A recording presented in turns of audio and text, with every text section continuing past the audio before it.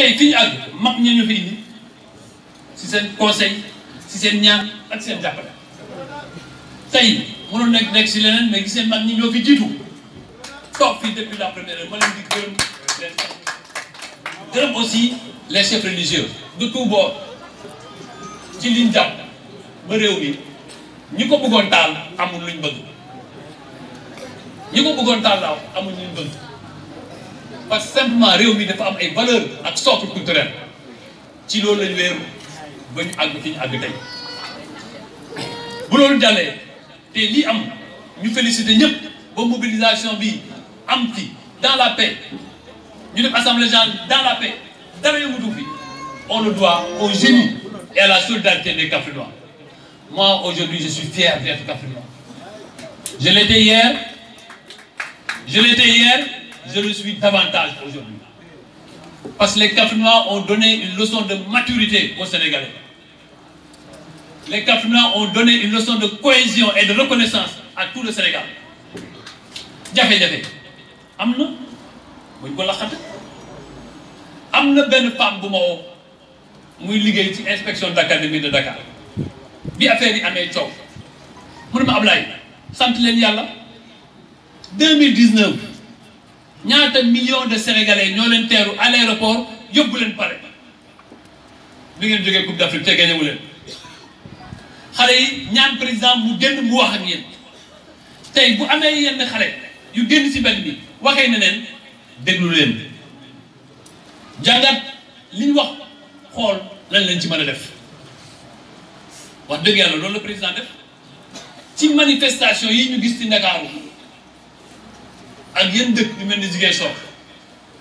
jàngat biñ ci mën a jàngat am na ñu ci dugg ngir politique bëriwuñ sax mais am na ñu ci dugg ngir Ousmane Sonko am na ñi nga xam ni caay-caay lañ ci dugal sàcc alalu jàmbur yàq alalu jàmbur rey doomu jàmbur ñooñu justice dana leen topp am na ñu nga xam ni dañoo am seen jafe-jafe état d'urgence depuis 1 an xale yi nawetaanuñu xale yi fubaluñu xale yi doon daan seen doole guddi di ci am ay 1000 francs ak ay 500 francs amatuñu ko mënuñ dundal seen njaboot jafe-jafe joobu boo ko buggee occulter nga ne dara amu fi am na li fi am loolu la président def jàngat ko toog ne il faut ma jàngat li fi xew parce que li ma fi def entre 2012 ak 2020 mu toll nii ci 600 milliards ma dugal ko ci luy jëmale kanam jigéen ñi luy jëmale kanam xale yi su xale yi réagiré ni war naa xool lan la buñ ko xoolee xayma am na lu nga xam ni ci xëyu xale yi la président dana ci faj lu bëree bëri am na lu nga xam ni ci épanouissement wu jeunesse bi la loolu itam du état rek moo ci war a jàngat ñi yore organisation de jeunesse ci Sénégal war nañ koo jàngat itam ñi yore mouvement nawetaan jàngat ci ñi yore conseil de la jeunesse yi jàngat ci xam ni une jeunesse a besoin de vivre une jeunesse a besoin d'être occupée une jeunesse a besoin de ñu créer de l'espoir autour d'elle loolu tamit du état rek moo ci jàngat chef de famille war nañ ci mën a aussi jàngat ñu bëri seen doom am nañ ci ay jafe-jafe te xamuñu woon ni seen doom yaa ngi foofu kon war nañ ñëwaat ci éducation dans nos familles et dans nos maisons buñ ko jàngatul ni ñu ko war a jàngatee leneen dina fi ñëwaat bett ñu beneen bi dañoo nekk ci parti dañu nekk ci coalition bu am 58%. Idrissa yokku ci kon mën nañ dem ba ay 60%, 80%. mais mënuñ ñëw di ñu xëbal ñuy daw kenn waruñu mën a xëbal di ñuy daw ba di remettre en cause di wax ay légitimité ak ay révolution la révolution j'ai entendu parler de révolution gis nga réewu démocratie au 21e siècle di wax révolution mooy xamoo àddina si suñu constitution boo xoolee suñu constitution wax ci révolution du Sénégal ci 2021 c'est mépriser l'histoire politique du Sénégal c'est mépriser les luttes démocratiques qui ont conduit à ce pays à ce niveau. C'est ignorer notre constitution. La constitution du Sénégal, il n'y a pas un seul mot où on parle de révolution. Il y a des instances démocratiques. Il faut qu'on respecte aussi les institutions. Magistrats yu nekk ci justice bi dañoo jàng ñefe def concours ak fi nekk Macky Sall tegu leen foofu. C'est comme préfet yi ak gendarme yi ak policiers yi dañoo jàng xeex ba àgg ko Macky Sall tegu fa kenn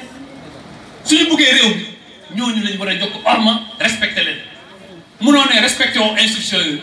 attaqué ay gendarmerie attaqué ay police attaqué ay brigade d'eaux et forêts nga ne bëgg nga l'avenir de ce pays. Loolu ce n'est pas à Macky Sall de se défendre, c'est au peuple sénégalais de se défendre. Peuple sénégalais de se défendre.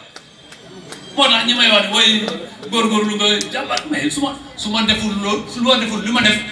ma nekk keneen. Lu ma fi def ci biir région bi ak ci département bi du man aw ma ko mënuma ko parce que je suis dépositaire d'une confiance. mu def li nga xam ni benn président defu ko fii dans cette région personne kooku bu la wóolu teg la ci wetam muy tànn sur 15 millions de Sénégalais ëppoo fi ñaan kenn ëppoo fi juddu kenn ëppoo fi jaar-jaar kenn mu teg la ci wetam bu jafe-jafe amee balaa ñu ko laal na. dëgg. C'est pas une affaire ou une conviction, non, c'est pas ça, c'est une question de loyauté, de principe. Moi, je suis content de voir Kaffrine. Parce que l'opposition, notre opposition, c'est un droit. Nous respectons l'opposition. Mais c'est un principe démocratique. Nous devons respecter l'opposition. L'opposition n'est que dans son travail, le pouvoir n'est que dans ses devoirs. Moi, je respecte l'opposition. Je respecte la contestation. Parce que Lamine Gueye dafa ne woon un oui n'a de sens que lorsqu'on a la possibilité de dire non. Et les Sénégalais ont la possibilité de dire non. On ne peut pas. Nous construisons des années et des années. Ceux qui parlent de révolution, ils ont oublié qu'en 88 au Sénégal, les gens votaient sans isoloir. En 88 au Sénégal, les gens votaient sans carte d'identité nationale. Les droits de l'opposition n'étaient pas consacrés par la Constitution. Celui qui parle de révolution, il ne savait pas qu'avant 2000, la marche, le droit à la marche n'était pas consacré dans notre Constitution. Ces batailles démocratiques qui ont fait que l'opposition est devenue une institution dans la Constitution. Les droits et libertés respectés. On peut accepter de faire un débat sur l'état des droits et de la démocratie au Sénégal. Tout ce combat pour arriver à un Sénégal de paix, de dialogue, dans une démocratie apaisée, on va venir de l'ex nihilo et dire non, rien n'existe dans ce pays, il faut une révolution qui partira du Sénégal. Non! Faut quand même manquer de respect, manquer de respect, manquer de respect, manquer de respect à toute l'histoire politique du Sénégal, manquer de respect à tous les combats menés pour arriver là où nous sommes et se prendre pour un prophète ou un messie. Mais Lolo, ce n'est pas le combat de Macky Sall, c'est notre combat à nous. Et c'est pourquoi notre parti et notre coalition war nañoo am taxawaay bu gën a dëgër pour préserver la stabilité de ce pays. li des kenn mënu fee wax et Adama wax na ko ñeneen itam ku fi yëkkati kàddu wax na ko muy tous les maires yi nga xam ni qui sont témoins de l'action dans toutes les communes de la région. Kenn du wax Macky Sall liggéey na ak liggéeyul dans ce pays. Demain, vous l'avez dit, on aura une fierté à dire au Sénégal et à l'histoire que nous avons été à côté de Macky Sall dans cette séquence historique. Surtout pour ce qui nous concerne. Parlons du département et de la région de Kaffrine. sama waay bi tali Kaffrine Nganda bi Senghor dig nañu ko defu ko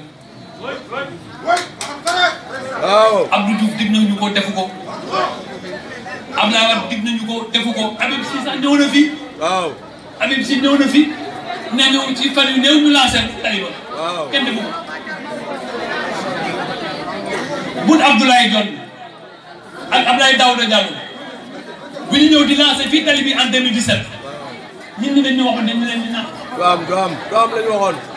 2017. waaw du am la ñu Boun Abdoulaye Dionne ak Abdoulaye Daouda Diallo bu ñu ñëw fii di ko lancé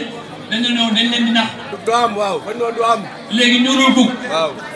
ñi defoon ci réseaux sociaux ne promesse de campagne li ci mujj am kon nag lu leer naññ la. wàcc sel mu jeex na fi ñu jógee fa. wàcc sel mu jeex na fi. université ñun ñii jàngee woon fii ba toll fi ñu toll kan moo yaakaaroon en 2000 danañ fi fekk université ci biir Kaffrine personne ne l'a pensé tey am nañu université ci biir Kaffrine sphère administrative nga xam ne gouvernance préfecture ak administration yi war a nekk ci région bi bokk ko Kaffrine am na ci waxuma li nga xam ni war na mën a ñëw ba ci Promoville war a ñëw ci commune Kaffrine depuis 6,8 kilomètres loolu ñu ne président ba liggéeyu xaw ma fu ñu koy waxee waaye du fii accompagner les micro-entreprises ba Maodo Sarr ngi ubbi fii ci Sikiro micro-entreprise bu nga xam ni bu paree plus de 2000 personnes seront employées waaye kon nag li fi desati accompagner le processus ci mbirum xale yi Abdou Diouf bu muy jógee ci pouvoir bi alal bu mu di bàyyi fii ci xale yi jox leen ko pour ñu ut ci seen projet benn projet la mu tudd FNIJ Fonds national d'insertion des jeunes Fonds national d'insertion des jeunes 70 millions la amoon pour financer les projets des jeunes Maître Wade bu mu ñëwee pouvoir mu créé le FNPJ mu def 3 milliards. 3 milliards. Président Macky Sall bi mu ñëwee mu boole ANEJ ak FNPJ def ko ANPEJ li mu doon def li président Wade doon def FNPJ mu bàyyi ko ANPEJ mu yokk ci à côté mu créé DER mu jox ko 30 milliards. Abdoulaye 3 milliards 4 milliards fois 12 ça fait 48 milliards. Macky Sall 30 milliards en une année en 2 ans nous avons 60 milliards. kon kay li président waroon def na ko kon li ci des xale yi xayma lu tax loolu yëpp mënuñ koo sentir lu tax li président def yëpp lu tax am na ay xale encore Sénégal yëgooguñ ko loolu mooy suñu liggéey lim ñu sant ñun mooy ñu nekk ci loolu nañ xayma lu tax xale yi ci Ndakaaru manifester nañ ko xayma nañ ko jàngat suñ ko jàngatee le 10 avril moom mu def conseil présidentiel jël ay ndogal yokku ci ne fii ak ñetti at dana def 350 milliards dans l'emploi et les activités de jeunes. ren 2021 Assemblée nationale dana jot loi de finances rectificative pour mettre 150 milliards et mu bëgg 150 milliards yi COPED bu ci gën xale yi nañ xam fan la dugg ak naka la jaar. te du ko dégg kenn ci contrôle bi moom ci boppam moo koy contrôle parce que nag ñun dañu am chance am président bu nga xam ni màggetul naaxul. waay kon mu ngi surveiller boppam loolu il faut que ñu nekk ñu am discours boobu ñu mën koo wax ñëpp assemblée générale bi ñu def tey département may ñaan maire yi parce que président aussi moo jël maire yi jox leen confiance moo jël maire yi ne leen jiital leen ma sama parti fi ngeen nekk mais confiance boobu aussi que maire yi doxale ko mooy lan mooy ku ci ñibbi semaine prochaine na dajale base am yëpp waxtaan ak ñoom ñi ànd ak yow ak ñi àndul ak yow nga boole ñëpp def assemblée générale comme ni ñu ko defee waxtaan ak askan wi ci base bi parce que ñi nekk Espagne ñi nekk Italie di wax Macky Sall musiba Nganda lañ jóge Kaffrine lañ jóge ñii bi lañ jóge Kàccor lañ jóge comme ni ko seet waxee sax dañ leen waxal li xew parce que ñoom réseaux sociaux yi la ñuy gis am ñu nga xam dañuy bind dara amul bëgg a soppi dëgg def ko ay fen bëgg a jël ay fen def ko dëgg mais il faut ñu wax ak ñoom il faut ñu expliquer leen il faut ñu wan leen jarul ñuy tontu saaga jarul ñuy saaga wante waaye nag dañu bëgg a mbéj moom ñu fañ mais on ne peut pas ériger un mode d'opposition jël arrogance ak insolence def ko mode d'opposition démocratique c'est pas possible donc loolu bu ñu ko defee maire yi ma ñaan leen loolu ku ci nekk dugal ci boppam ba ku ci nekk def assemblée générale ci commune pour expliquer askan wi lépp lu ñu fi jël comme mesure lépp li ma xam président Macky Sall jël na ko mais li ma leen mën a seedeel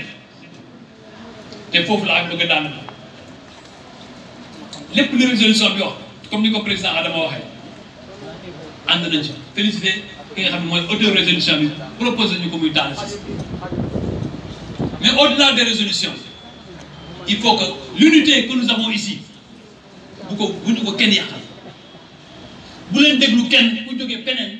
waaw Cheikh Gueye laay da lay nax rek waaye dafa lay bëgg a daan xam nga ni yàq du fii feneen la ñii oote waa Aziz yaa jiitu si parti bi de waa ji ne bëgg këf yëpp bañ a loolu waxu caaxaan yooyu